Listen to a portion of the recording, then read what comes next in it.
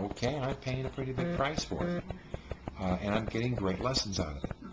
But on any scale, that really needs to be so for the system to work, so that the things that don't add value can still be presented in the marketplace, and if they aren't received well, they die without having to be approved or sanctioned or anything. So just because stuff shows up doesn't mean it's wise. Just because you can get a loan for 100% of the value of your house, does that mean you should? Well, they'll do it, so it must be okay. No, it turns out that it's not okay. It turns out it was a really, really bad idea. And a lot of the people who did that lost their homes, lost a little bit of savings. The ones that I feel the worst for probably are the ones who were on the way but couldn't quite pull it off, and so they took their little chunk of savings and they put it into this whole thing, and they got into the house, and then wham. The guys that did the 100% financing were basically renting. Well, not quite as bad. But I think those two things need to strengthen. And then the third of one, so I'm making a list as I go, but you have to do it in threes, right? Something you and I have talked about often, and I'm feeling that one of the things I'm really amazed at so far as we're going through what we're going through, there isn't a tremendous amount of fighting with each other. There isn't a tremendous There isn't a tremendous amount of trying to take from each other. There's some, but I don't know if the statistic is accurate. I probably misheard it, but one arrest at the inaugural 2 million people, one arrest. I don't know if that's quite right, but it's just this amazing gathering, right? And so we're here, things are more difficult. I'm hopefully not terribly or over-optimistic. We seem to be pulling together to some extent and trying to help each other a little bit more, rather than to turn into more enemies and more separating and trying to play zero-sum games with everybody. I have to take something from you because my survival is threatened. Now, thefts are on the rise. People are stealing bicycles. People are doing it. There's clearly more of that to be concerned about, but there's more openness. There's more sharing. People passing on the street are they're not bubbly, but they're open. And of course, I'm biased. I'm in Portland, and Portland is a pretty open place anyway. But even in Silicon Valley, they are as well. And you're down there? I'm down there 3-4 times. Well, not much this last several weeks, but generally every couple of weeks. Right. So like a third of your time almost. Yeah, a quarter of the time at least. So yeah, I'm down there a lot, and I there's always a difference between the two places, but there as well. I mean, people are serious. They're working hard. They're trying. But they're not really attacking each other and angry and short and that you might have expected, or that one. Actually, I can argue that we would have observed that or have observed that in the past.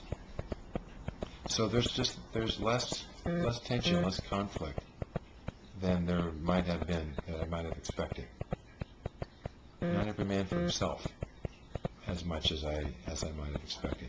So I think all of those need to strengthen.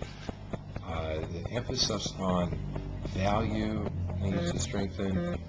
The emphasis on personal responsibility, and go get educated and make your choices wisely, because there are choices out there you should not make, and it's not up to anybody to keep them from showing up.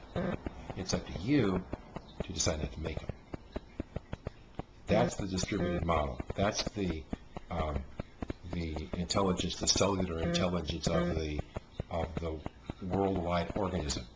Right? So you look at it, that each one of us is a cell in the worldwide organism, the worldwide body, and that's the distributed intelligence. It can't come from any central place, can't come from a central brain, can't come from a government, it can't come from any other places. It has to be distributed. This is one of Bruce Lipton's huge themes when he talks about the biology of belief and the way the cells work. and the distributed intelligence throughout the body, which we hear and learn from many different places and many different sources, that is on a sort of global scale, that's what we need to get to. And when we look at the way the body works and how the cells communicate and all that power and the percentage of intelligence and wise communication that occurs in your body that never goes through your brain is staggering. But of course, your brain thinks that it's the be-all and end-all, so it doesn't let you know about any of it.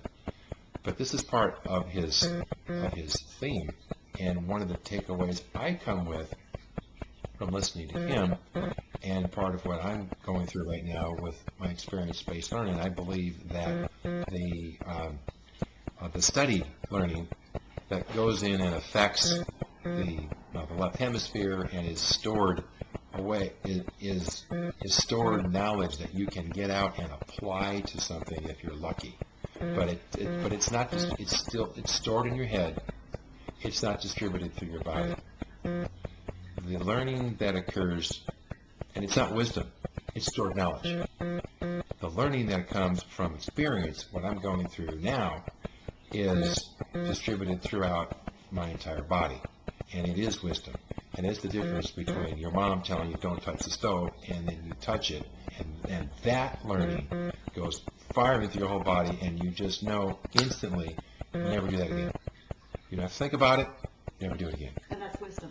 I think that's wisdom because it's distributed through your whole body. If we can get to that point as a planet and thinking of each of our bodies as one of the cells and how they interconnect and how we can gain more wisdom from each other, then we'll get to a spot where we don't need a head anymore, because it will be so enmeshed and it will build on itself so well that it will transcend any government. It will transcend any effect that any particular part of the world can have. It will learn to reject the infected pieces and try to heal them, because it's this very, very powerful enmeshed thing. We have to work together. We have to collaborate.